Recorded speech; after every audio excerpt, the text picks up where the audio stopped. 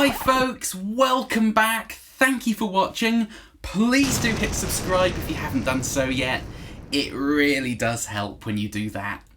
So today folks, I've got a new amp to show you. I say new, it's probably about 20 years old, but it's new to me at least.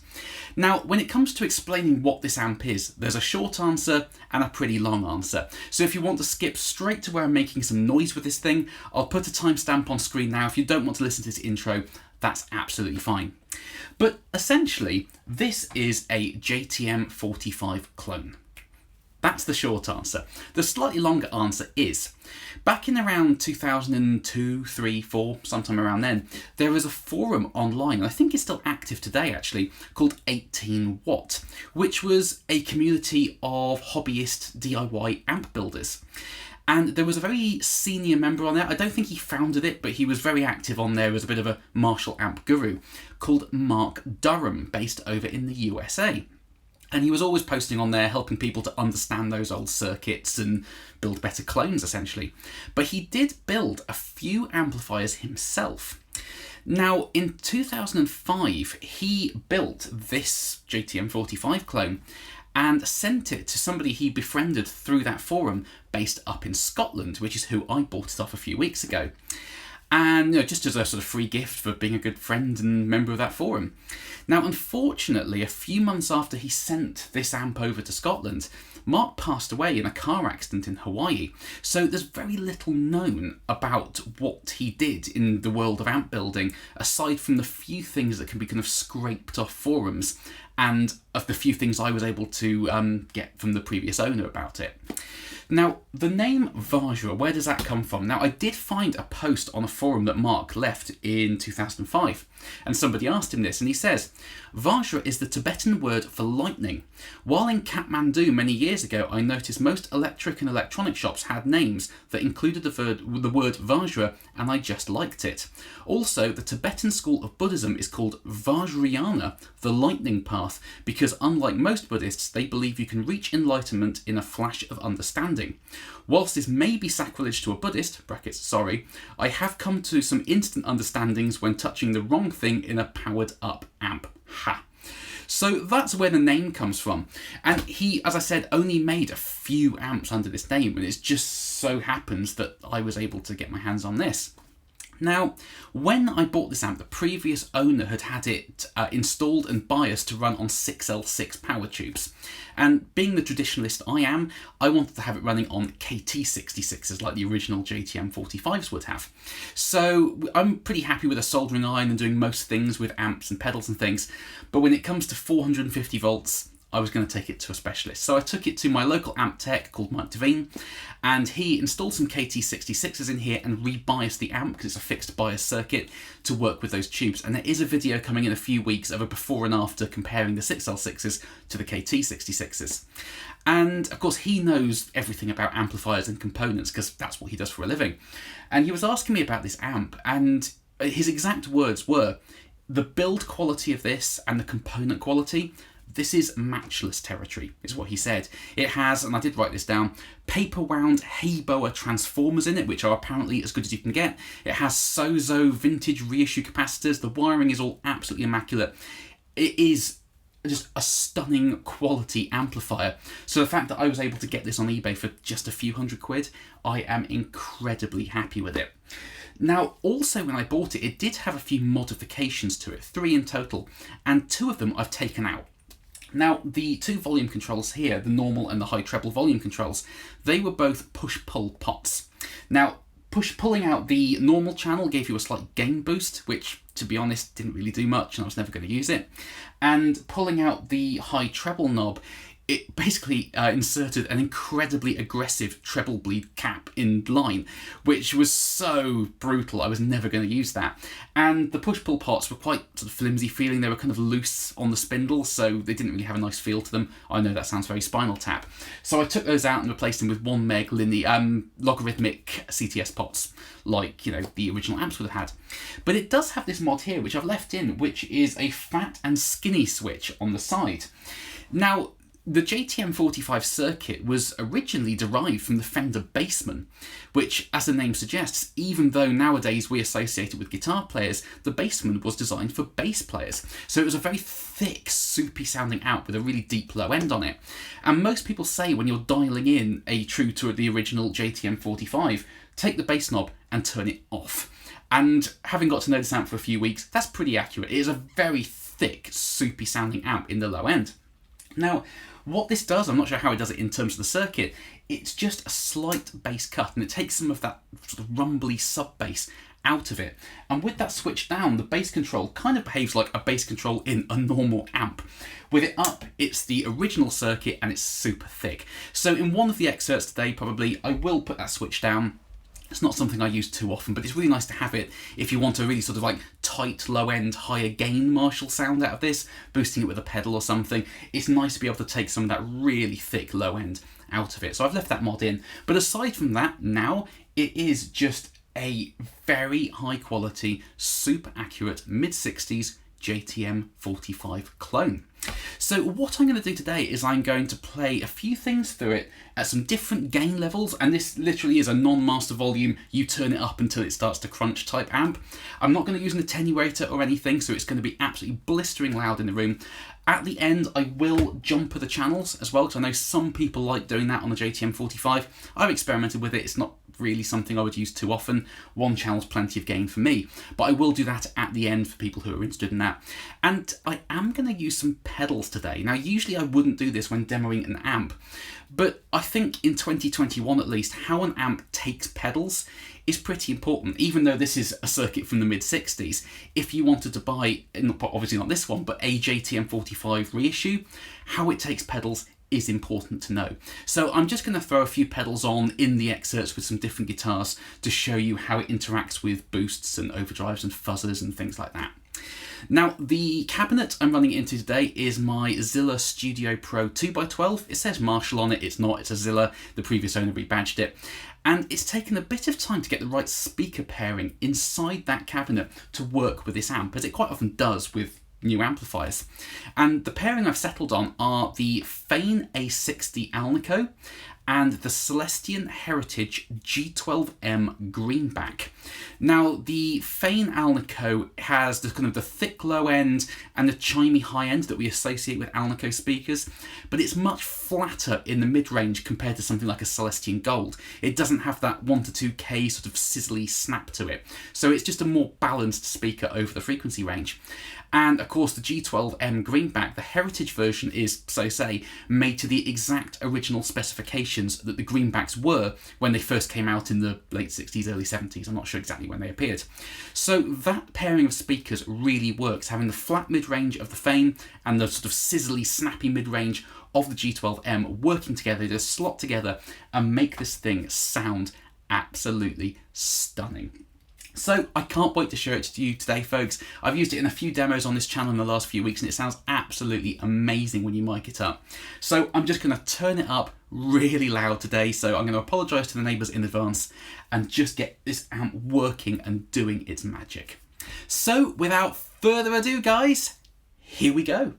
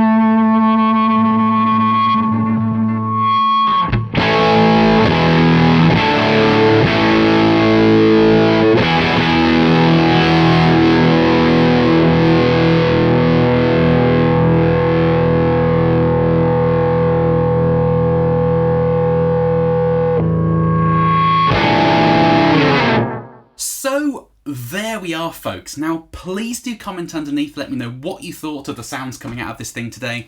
I love chatting nerdy guitar stuff with you folks in the comments section. But man, that was loud. I've got a banging headache having just shot that demo. And at the end there, with the channels jumpered together and both sides of that 12AX7 pushing the power tubes, honestly, I've got a sort of shelf full of pedals next to me here, and pedals were falling off the whole time I was playing because it was vibrating the room that much. It is just astonishingly loud and thick sounding. But it is just one of my favourite amps I've ever played. It really is. It has that thick low end. It has that kind of woody low mid-range thing going on. It really sizzles when you want it to, especially in the high treble channel. But it is just a box of classic rock, isn't it? Everything is in there. And I'm just blown away by it. It takes pedals incredibly well, considering it's a circuit from before pedals existed. And it works great with an attenuator as well. I haven't used one today because I wanted to get the speakers and the cab really working. But, you know, just knocking it down with a passive attenuator, it's great. So I think that's all I have to say on it, folks. I'm just blown away by it. But please do comment underneath, let me know your thoughts and opinions. I love hearing from you folks in the comment section. But for now, thank you ever so much for watching, folks. I hope this video was interesting and useful for you in some way. Please do carry on subscribing. I know I always say that, but it does make a huge difference when you hit subscribe. And I will see you very, very soon. Goodbye.